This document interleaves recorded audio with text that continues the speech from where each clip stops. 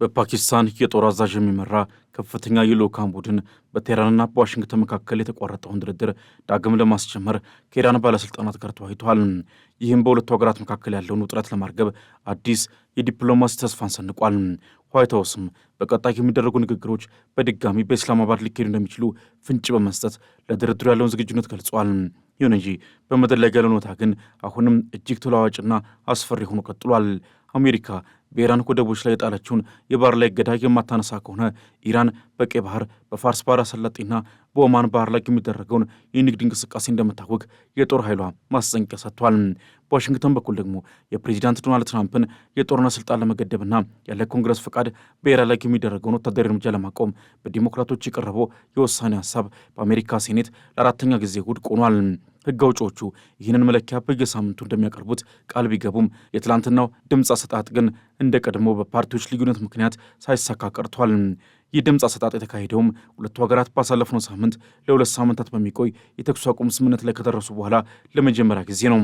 ምንም እንኳን በኢስላማባድ የተደረገው ንግግር ዘላቂ ስምምነትን ባያመጣም ሁለቱም ወገኖች ለሁለተኛ ዙር ድርድር ክፍት መሆናቸውን አሳይተዋል።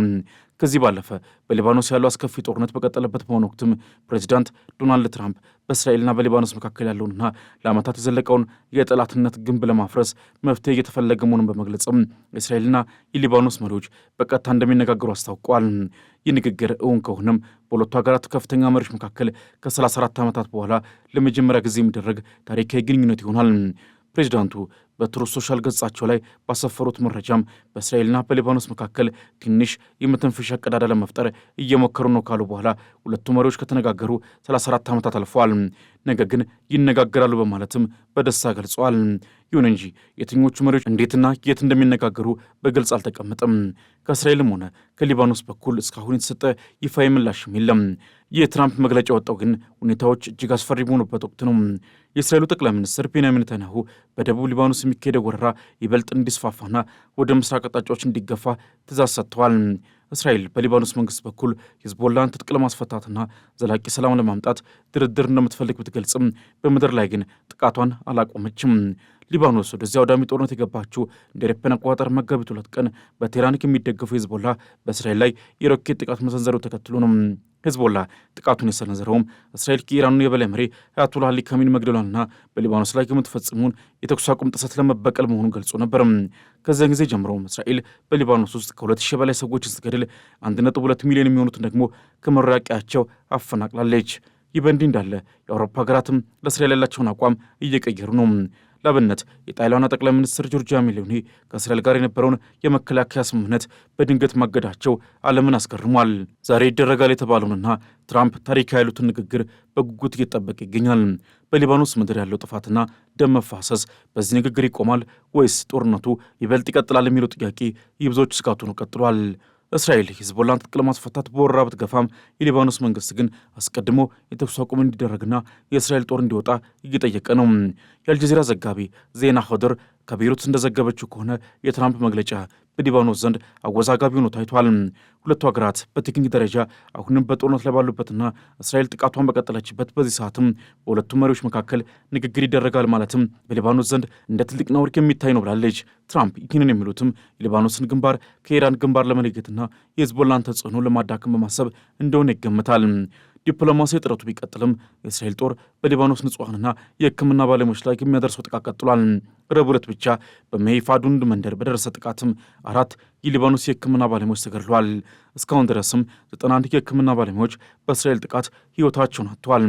በደቡብ ሊባኖስ በምትገኘው ቤንት ጅቤል ከተማ አካባቢም ሂዝቦላና ከእስራኤል ጦር እጅግ አሰቃቂ ውጊያ እያካሄዱ ይገኛሉ። እስራኤል ይህንን ስትራቴጂካዊ ቦታ በመቆጣጠር ወታደራዊ ድል ለመቀዳጀት ብትፈልግም ሂዝቦላ ግን አሁንም እየተከላከለ ነው። በሌላ በኩል በአሜሪካና በኢራን መካከል ያለውን ውጥረት ለመፍታት ፓኪስታን በሽምግልና ገብታለች። የፓኪስታኑ ጦር መሪ ጀነራል አሲም ሙኒር ቴህራን በመገኘት ከኢራን የውጭ ጉዳይ ሚኒስትር አባስ አራቺ ጋር ተወያይተዋል። የፓኪስታን ምንጮች እንደሚሉትም በኢራን የኒውክሌር ፕሮግራም ዙሪያ ትልቅ ለውጥ የሚታይበት ስምምነት ላይ ለመድረስ ተቃርቧል። ከዚህ የተኩስ አቁም ስምምነት በፊትም ፕሬዚዳንት ትራምፕ በኢራን የሲቪል ተቋማት ላይ ጥቃት እንደሚሰነዝሩ ደጋግመው ሲዝቱ ቆይተዋል። በተለይም እንደ አውሮፓውያን አቆጣጠር ሚያዝያ 7 ቀን ስምምነቱ ከመደረሱ ጥቂት ሰዓታት በፊት ዛሬ ሌሊት ሙሉ ስልጣኔ ይጠፋል በማለት የሰነዘሩ ዛቻ ኮንግረሱ የትራምፕን የጦርነት ስልጣን እንዲገታ የሚጠይቁ ድምጾች እንዲበራከቱ አድርጓል። እንደ ቀደሙት ጊዜያት ሁሉ የረቡዕ ዕለቱ የውሳኔ ሀሳብም 47 ለ52 በሆነ ድምፅ ውድቅ ሆኗል። ሬንድ ፖል የተባሉት ሪፐብሊካን የውሳኔ ሀሳቡን ደግፈው ሲመርጡ፣ ጆን ፌተርማን የተባሉ ዴሞክራት ደግሞ ተቃውሞ መርጠዋል። የውሳኔ ሀሳቡ ደጋፊዎች እንደሚሉት ትራምፕ የካቲት 28 ቀን ከእስራኤል ጋር በመሆን ጦርነት የከፈቱት ከህገ መንግስት የስልጣናቸው ውጪ ነው። በህገ መንግስቱ መሰረት ጦርነት የማወጅ ስልጣን የኮንግረሱ ቢሆንም የትራምፕ አስተዳደር ግን ኢራን ከ1979 ዓመት ወዲህ የፈጸመችው ድርጊት ሁሉ ለአሜሪካ ቀጥተኛ አደጋ ነው በሚል ሰበብ ጦርነቱን ተከላክሏል። ከድምፅ አሰጣጡ በፊት ንግግር ያደረጉት ሴናተር ክሪስ መርፊም ግጭቱን የተዘበራረቀና በአግባቡ ያልተመራ ጦርነት ነው ሲሉ የገለጹት ሲሆን አስተዳደሩ ሊያሳካቸው ያሰባቸውን ግቦች መምታት እንዳልቻለም አክሎ ተናግሯል። ኢራንም ለአሜሪካ እገዳና ዛቻ የሰጠችው ምላሽ እጅግ የከረረና ዓለምን ያስደነገጠ ነበር። ትናንትና የኢራን ወታደራዊ ማዕከላዊ ኃላፊ አሊ አብዱላሂ በብሔራዊ ቴሌቪዥን ቀርበው ባስተላለፉት መግለጫም አሜሪካ የጀመረችውን የባህር ላይ እገዳ ካላቆመች ኢራንን በተሯ መላውን ዓለም ከሚቀጣ እርምጃ እንደምትወስድ አስጠንቅቋል። አሜሪካ በኢራን የንግድና የነዳጅ ጫኝ መርከቦች ላይ ደህንነት የማጣት ስጋት የምትፈጥር ከሆነ የተኩስ አቁም ስምምነቱን እንደ መጣስ ይቆጠራል ብሏል። አብዱላሂ አክለውም የኢራን ኃይሎች በባህረ ሰላጤው በኦማን ባህርና በቀይ ባህር ላይ ምንም አይነት ወጪና ገቢ ንግድ እንዲቀጥል አይፈቅዱም ሲሉ ቆራጥነታቸውን ገልጸዋል። ይህ ማለት ደግሞ ኢራን ቀይ ባህርንና የሆርሙዝ ወሽመጥ ከዘጋች በእነዚህ መንገዶች የሚያልፈው የዓለም የንግድ ፍሰት ሙሉ በሙሉ ይቆማል ማለት ነው።